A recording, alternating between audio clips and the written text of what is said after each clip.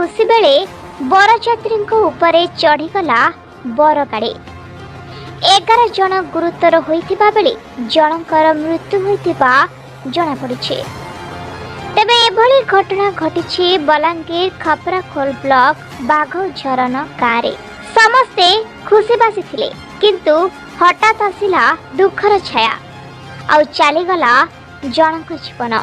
बाघझरन गाँव हुतासन बरिहा बाहागर थिला।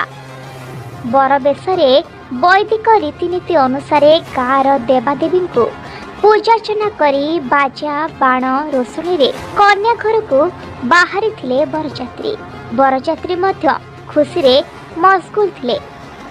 गाँ दांडरे बरयात्री माने नाचुथिबा बेले कारटी द्रुत गति रे आसी बरयात्री उपरकू माड़ी जाइतिला।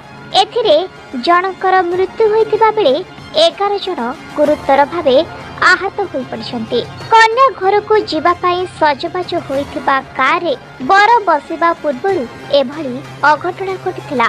तेबे चिकित्साधीन अवस्था रे राजा बरिया नामक जने व्यक्तिंकर मृत्यु होइछे।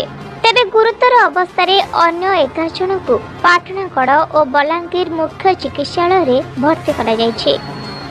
खपराखोल पुलिस मृतदेह को जबत करी गाड़ी चालक दुर्योधन नाग को अटक रखी घटनार अधिक तदंत जारी रखिছে।